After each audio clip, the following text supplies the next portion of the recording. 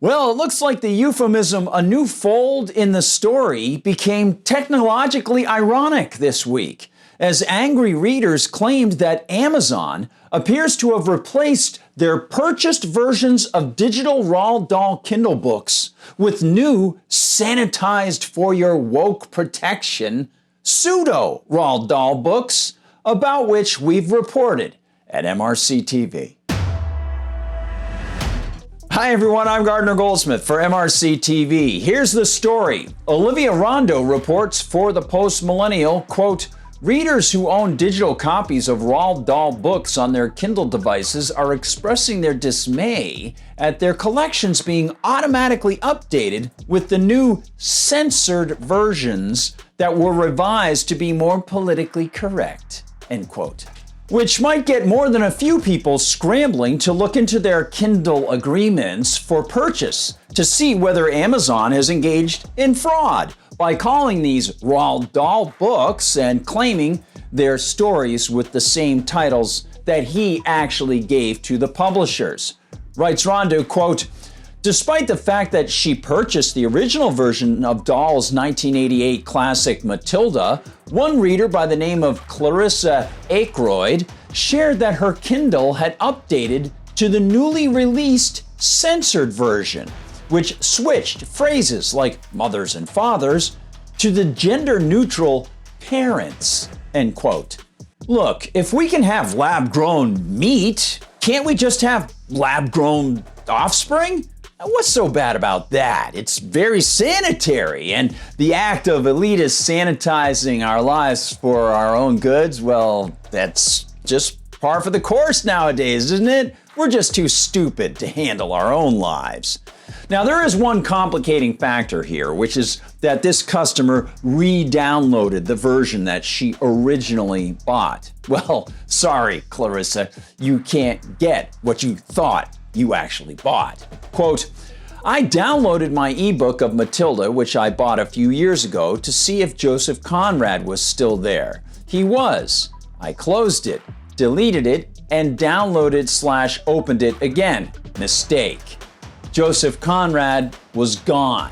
I was not given a choice as to whether I wanted the updated version," end quote. Now, why all the fuss over Joseph Conrad? Well, Rondo explains, quote, "In Matilda, Dahl wrote of the protagonists, a young girl with a proclivity for reading, admiration for the novelist Joseph Conrad, who was known for his 1899 novella Heart of Darkness, which was once highly regarded as a critique of European colonial rule in Africa.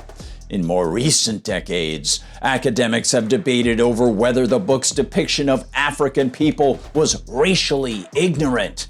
From the book, she went on olden-day sailing ships with Joseph Conrad. She went to Africa with Ernest Hemingway and to India with Rudyard Kipling," wrote Dahl in his original version, end quote.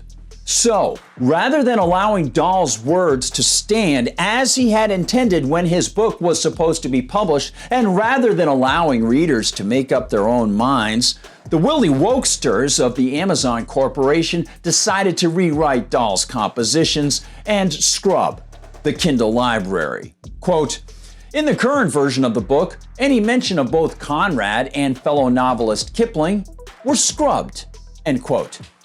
As I reported for MRC-TV last week, Mr. Dahl explicitly told his contemporaries in the publishing world that he did not want unsolicited changes made to his work.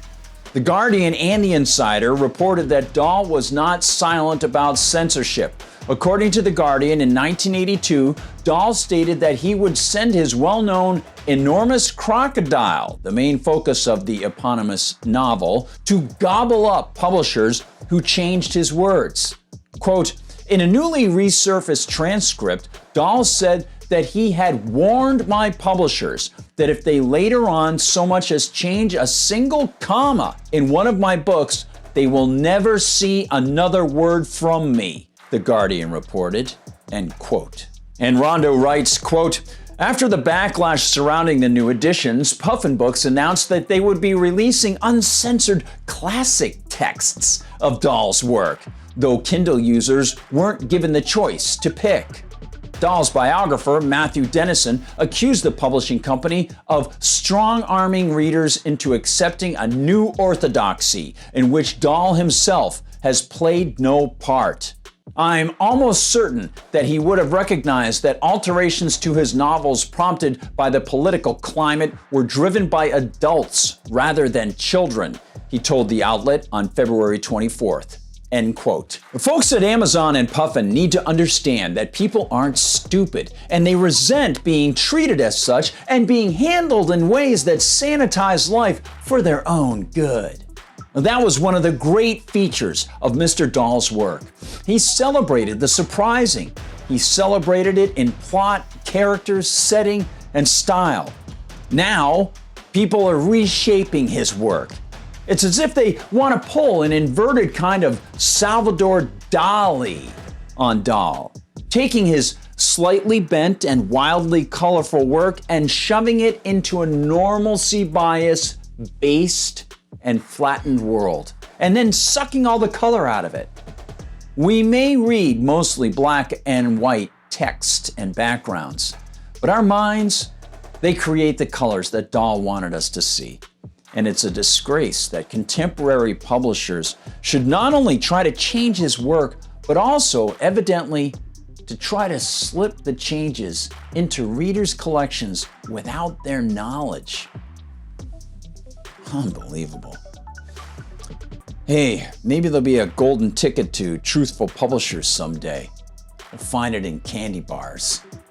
Thanks for watching, everybody. Please like and subscribe. Find us at Rumble, where they don't censor us and reshape our words and make them very, very gray when they should be very colorful. Really appreciate you joining us at Rumble. Of course, they censor us at YouTube. We are still over at YouTube. Please like and subscribe at either video platform, hopefully at Rumble. And please share our videos with friends and family members and colleagues, and perhaps some adversaries, to see if you can convince them of this positive argument about truth and honesty and respect for people like Roald Dahl. Amazing. Oh, by the way, please join us over at the Facebook page for MRC TV, which is always hopping, and please visit MRCTV.org, MRCTV.org. The Media Research Center is in its 36th year of fighting collectivist bias in media. Stuff like this, which is cropping up all over the place. And when you're there, please consider donating to the Media Research Center. We'd really appreciate it. You can find me on Twitter at GardGoldsmith, and on Gab, I'm at Gardner Goldsmith. For MRC TV, I'm Gardner Goldsmith.